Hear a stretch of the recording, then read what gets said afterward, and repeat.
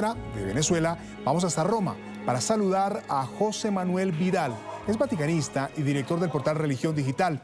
José Manuel nos ha atendido el día de hoy y agradecemos mucho su tiempo para hablar acerca de lo que ha significado esta despedida hoy, este último adiós al Papa Francisco. José Manuel, bienvenido a la tarde, fin de semana. Un placer. Bueno, José Manuel, gracias. ¿Cómo se vivió hoy ese último adiós al Papa Francisco, al Papa de los pobres, al primer Papa latinoamericano? ¿Cómo fue ese sentimiento hoy en Ciudad del Vaticano? Pues un sentimiento compartido, porque además fue compartido por...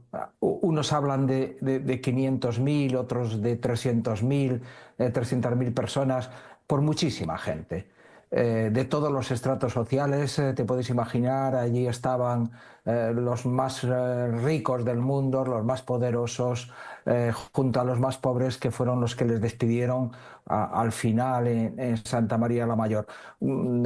Un funeral emotivo, muy silencioso también, lleno de gestos y lleno de lecciones. Yo creo que el funeral de Francisco ha sido una auténtica parábola de lo que fue su vida y de lo que él quería que fuese la Iglesia y el mundo. Sí. José Manuel, esa pregunta también se la tengo yo aquí anotada, porque es que quiero preguntarle si se cumplió el 100% de los deseos del Papa Francisco, lo que él había hablado en su última voluntad, todo se cumplió como él quería. Totalmente.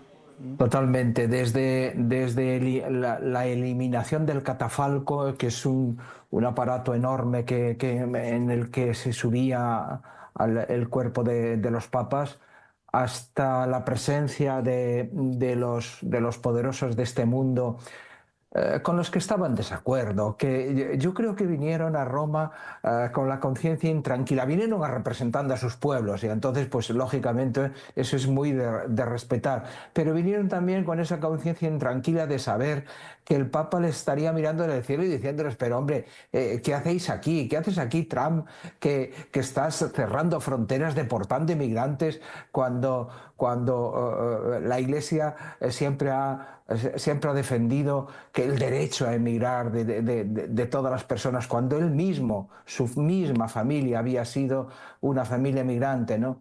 ¿O qué haces aquí, Milei?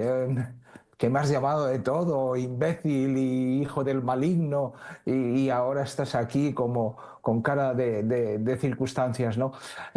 Yo creo que fue una lección para todos esos poderosos que al final no tuvieron más remedio que venir y rendir pleitesía, con su presencia al menos, al Papa Francisco. Y después se produjo un milagro, yo creo que un pequeño milagro, porque como sabes, en la Basílica de San Pedro, en un momento determinado, Trump y Zelensky, en una parte, sentados en dos sillas, uno frente al otro, estuvieron hablando y parece que podrían haber llegado a un acuerdo. Luego ese podría ser el primer milagro del Papa Francisco. El primer milagro, sí señor, ahí va a quedar apuntadito.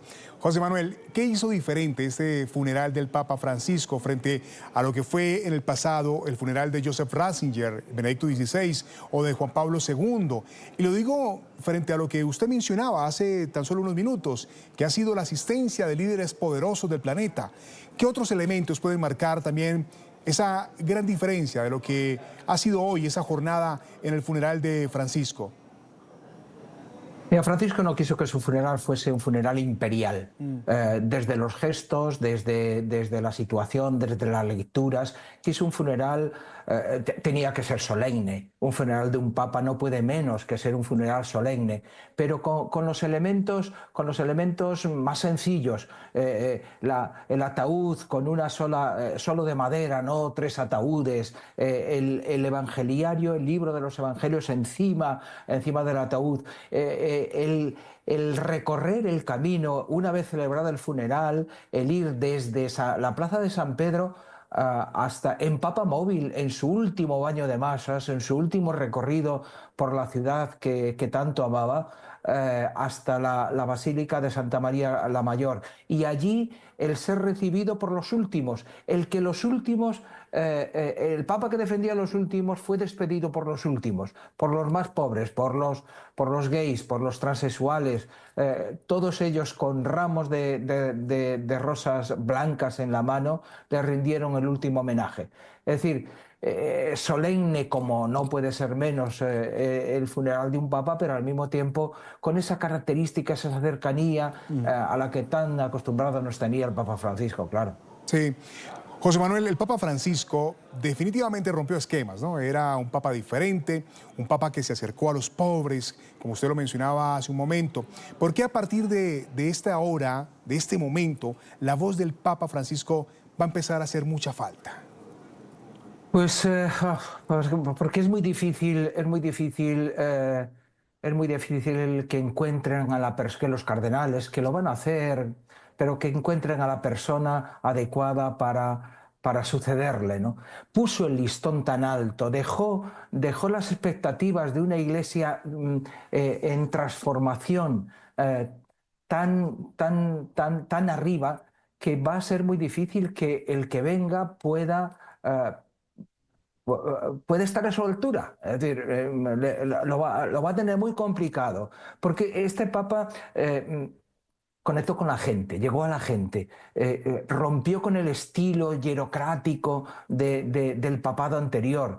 La gente le seguía porque le entendía, porque hablaba como un latinoamericano, porque hablaba y todo el mundo le entendía, porque no se distanciaba, no ponía distancia entre él y la gente, porque se acercaba, porque tocaba.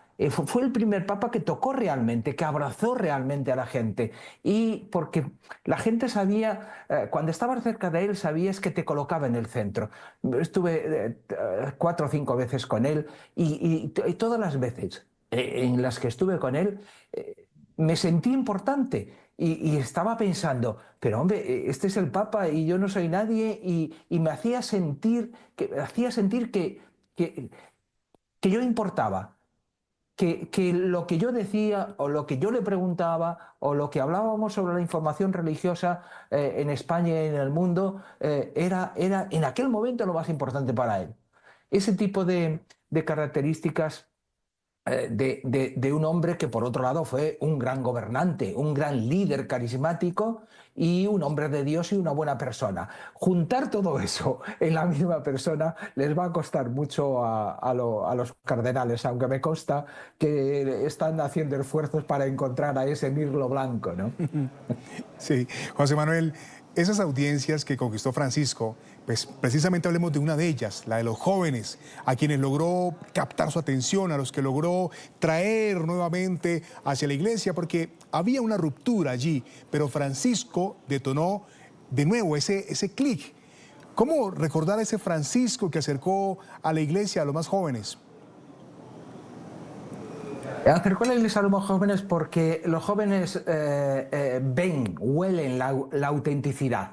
Y cuando vieron a Francisco en la primera Jornada Mundial de la Juventud en Río de Janeiro, donde yo también tuve la suerte de estar, y donde allí rompió los esquemas de todos los chavales que estaban allí, porque empezó a decirles que hagan lío, por ejemplo, y aquello se convirtió ya en una especie de eslogan de su pontificado. Desde entonces consiguió atraer a la gente más joven cuando había un desenganche, sobre todo en Europa, terrible. Hay zonas en España, en Madrid mismo, donde yo vivo, los niños ya no se bautizan. Los jóvenes, la primera comunión, porque la hace el Corte Inglés y se visten de princesitas y tal, y todavía se sigue manteniendo. Los jóvenes ya no se casan por la iglesia y mucho menos se confirman, ¿no? Es decir, hay un desenganche generacional tremendamente fuerte que el Papa captó inmediatamente y quiso quiso poner remedio a él. Y quiso poner remedio desde la autenticidad, no desde el proselitismo, ni lanzándoles doctrinas que no tienen eco. Por eso cuanto más inclusivo era el Papa con los gays, con los transexuales, con una moral sexual más adaptada a la actualidad, que no ve en todo pecado, pues más conseguía atraer a los jóvenes, ¿no? Esa es otra de las asignaturas que aprobó el Papa Francisco y que el próximo Papa tiene que seguir, porque la Iglesia sin jóvenes no tiene futuro. Ninguna institución, pero la Iglesia tampoco. Y en este momento sí es verdad que incluso en Europa hay una cierta vuelta, un cierto reenganche de los jóvenes con la Iglesia, bautizándose, bautismo de catecumenado, bautismo de personas mayores, de jóvenes ya mayores, pero que están buscando, y si ven que en la Iglesia es auténtica, si ven que huele a autenticidad, que huele a veracidad, van a volver a la Iglesia. Eso sí, hay que limpiar bien la Iglesia, porque la confianza en muchos países se rompió con la crisis, ya sabes, con la crisis de los abusos del clero, y eso sí que tiene que romperse y erradicarse por completo, como él decía, esa vergüenza y ese dolor que tanto le causaba al Papa. Tremendo, tremendo eso que dices, José Manuel. La Basílica de Santa María la Mayor es el sitio ahora que se convirtió en la última morada del Papa Francisco, pero también que desde ese momento se está convirtiendo en un lugar obligado de peregrinación. La gente va a querer estar allí, cerca del Papa Francisco, hacer sus oraciones, sus súplicas.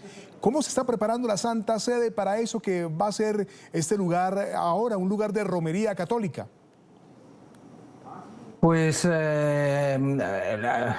como él quiso, se está preparando como él quiso. No saben bien qué va a pasar. Lo que sí saben hasta ahora es que solo quiso una tumba muy sencilla, con una palabra Franciscus, enterrado en la tierra, en una capillita lateral no muy fastuosa, y a partir de ahora, como bien dices, pues se va a convertir junto con San Pedro, junto con la Basílica de San Pedro, se va a convertir en un foco de peregrinación absoluta de muchísima gente. Esta tarde no se podía ya entrar. Ya no se podía entrar en la basílica, a no ser que fueses con muchísima antelación, o a no ser que, como los periodistas, lleves la acreditación y puedes entrar por la puerta de atrás. Pero a partir de ahora, evidentemente, Santa María la Mayor, una basílica magnífica en el pleno corazón de Roma, se va a convertir en un punto de peregrinación. También mariano, porque si él escogió Santa María la Mayor fue porque, primero por Ignaciano, porque ahí celebró misa San Ignacio de Loyola; segundo por Mariano, porque él cada vez que salía y entraba iba antes a rezar a la Virgen Salus Populi Romane, a la que tenía mucha devoción, como a la Virgen de Satanudos. De hecho, hoy me decía un cardenal que cuando la última vez que estuvo, el domingo de Ramos, fue a visitar a la Virgen, y me decía, yo creo que fue decirle: acompáñame en este último viaje que voy a hacer a la casa del Padre, acompáñame también en él. El cardenal me decía, ahí me di cuenta que el Papa estaba a punto de morir. Oh, qué tremenda historia, José Manuel. Bueno, es José Manuel Vidal, vaticanista y director del portal Religión Digital. Gracias por habernos acompañado. Es un inmenso placer contar con su compañía hoy en la tarde, fin de semana, José Manuel. Un placer. Hasta luego.